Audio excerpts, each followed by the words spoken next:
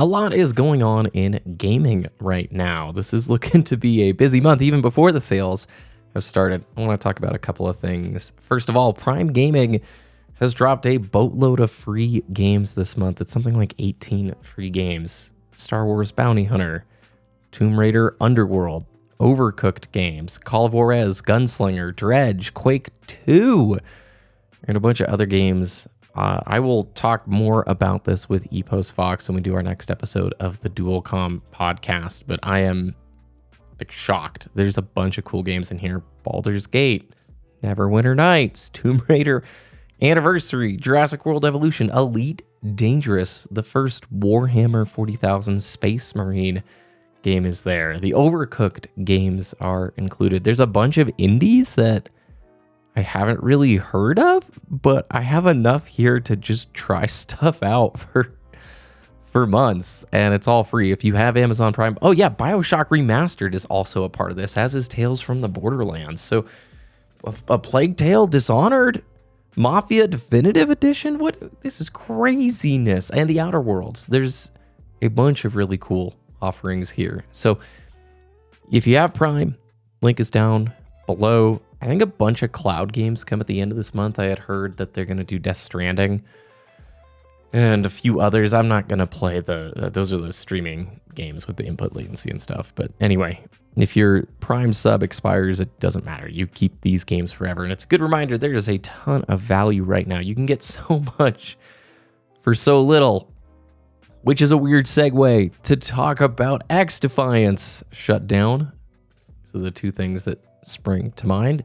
XDefiant is the latest casualty in the ever-growing list of live service flops. The game's closure has sparked a bunch of conversation online about what went wrong, and it raises the bigger questions about state of games. Wow, the state of free-to-play games and live service, and just the game industry. I don't need to sound like a broken record. I liked XDefiant. I made a few videos on it. I thought it was fun. I liked their discussions and honesty about skill-based matchmaking. But here we are, and it is shutting down. Just a few months after they had tweeted, no, it's totally not shutting down. Everybody wants to be Fortnite.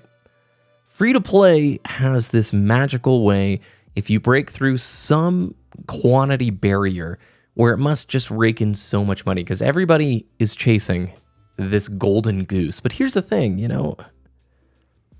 Fortnite wasn't just a game. It became a cultural moment. It succeeded not just because it was free to play, but because it tapped into the zeitgeist. It became this huge social experience. And the truth is, for every Fortnite, there's now like a dozen live service games that launch with big promises. They end up a footnote in gaming history. And I think XDefiant fell into this spot. It was a very fun game in a very crowded space, and it didn't do a whole lot to really set itself apart, I want to say, from other games within the market. Is it just that with free-to-play, you have to have such a massive player base to justify it, that getting that kind of momentum is almost impossible? Because we used to have plenty of games with smaller populations. Granted, it was in the era of $60 game with some single player and a multiplayer mode, but they could keep the lights on for the servers for 2 or 3 years, not like this paradigm where, oh, well, we didn't hit our metrics and we're just done. We're packing up shop. We're shutting down studios and people are losing jobs, careers. That super sucks. XDefiant had some good ideas. But good ideas aren't enough when players are already super skeptical about live service games. Let's face it, how many of us hesitate to even try a new live service title because we've been burned before? We've seen too many games launch with big hype only to shut down within a year or two. It's becoming a self-fulfilling prophecy. People don't commit because they're afraid the game will fail, and the game fails because then we don't commit. Also, I think XDefiant had a hard time really breaking away from Call of Duty, right? Ubisoft pitched it as a fast-paced FPS with influence from COD, but we're the anti-SBMM game. And truthfully, fun gameplay. But COD players are locked in, right? They may still be complaining about SBMM, but they're buying the game every year. They're playing it. They're grinding camos.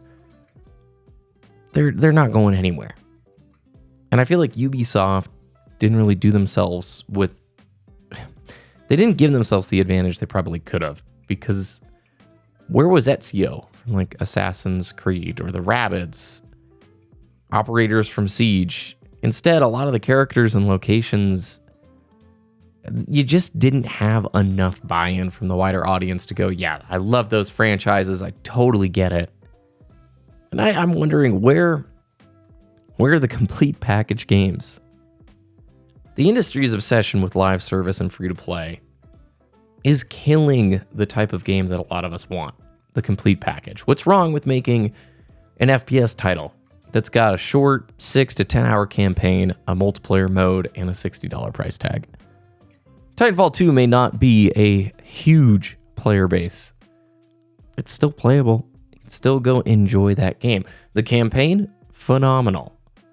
You may not hit the absurd player base numbers like a Warzone, but you also don't set yourself up for failures with unrealistic expectations. All these free-to-play games feel like they are, on the FPS side, just straight up Hail Marys. They're hoping that they can amass this ludicrous big player base. When you sell the complete package, the value needs to be baked in. The players know what they're getting.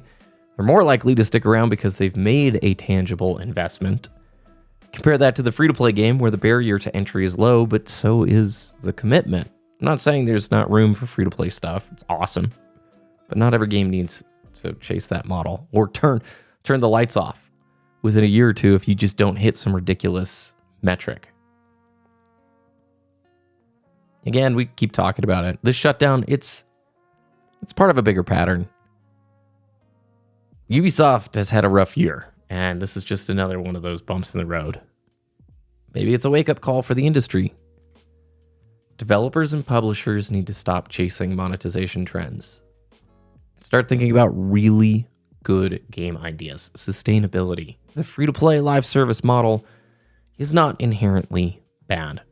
It is not a one-size-fits-all solution. It is a specific studio and game that can make it work. And it is a ton of work to pull it off. It is not free money.